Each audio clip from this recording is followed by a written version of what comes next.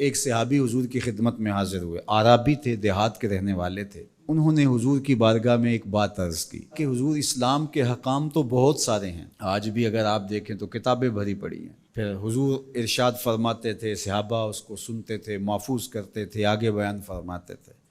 ان کا بہت سارے احکام ہیں اسلام کے، میں ایک دیہاتی شخص ہوں، مجھے کوئی ایک بات ارشاد کر دیجئے جو میرے لیے کافی ہو۔ تو آقا کریم نے اس شخص کو ایک بات ارشاد کی، فرمایا کہ ان تموتا وَلِسَانُكَ رَطْبٌ مِّن ذِكْرِ اللَّهِ، تو اس حالت میں فوت ہو کہ تیری زبان اللہ کے ذکر سے تر ہو۔ 100 باتوں کی ایک بات ارشاد فرما دی، ان تموتا وَلِسَانُكَ رَطْبٌ مِّن ذِكْرِ اللَّهِ، تو اس حالت میں انتقال کرے کہ تیری زبان اللہ کے ذکر سے تر ہو۔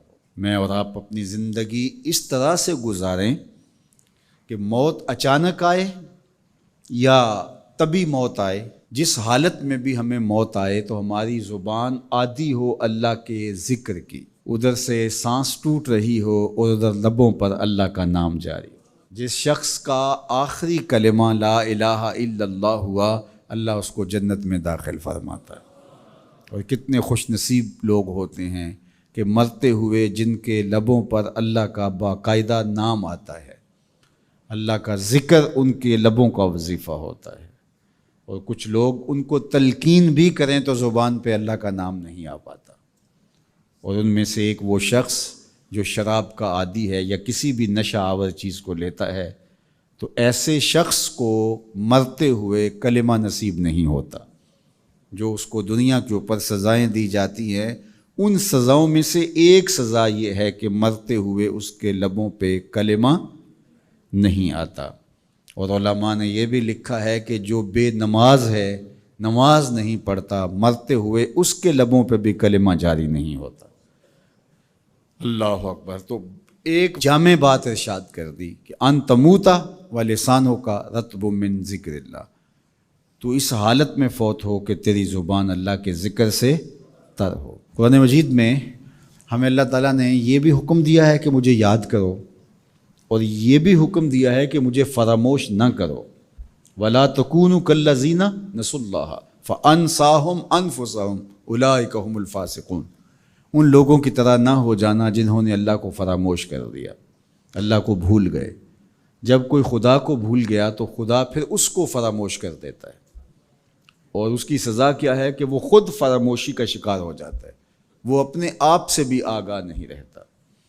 تو ہمیں جو حکم دیا گیا وہ ہے اللہ کو یاد کرنے کا۔ تو یاد کرنے کا ایک مفہوم یہ ہے کہ اللہ جل شانہ کی اطاعت کی جائے، اس کی فرما برداری کی جائے، اس کے احکام پر عمل پیرا ہوا جائے، نہ یہ ہے کہ اس کے احکام کو فراموش کر دیا جائے۔ یقول اللہ تبارک و تعالی، اللہ جل شانہ خود ارشاد فرماتا ہے، یہ حدیث قدسی ہے، فیما یروی عن ربہ، جو حضور اپنے رب سے روایت کرتے ہیں۔ اللہ جل شانہ کیا ارشاد فرماتا ہے، سنیے، انا عند ظن عبدی بی، میرا بندہ میرے بارے جو گمان کرتا ہے میں ایسے ہی معاملہ کرتا ہوں، یعنی بندے کو میرے سے جو گمان ہے تو میں اس کے مطابق معاملت فرماتا ہوں۔ وَأَنَا مَعَهُ إِذَا ذَكَرَنِي، اور جب وہ مجھے یاد کرتا ہے میں اس کے ساتھ ہی ہوتا ہوں۔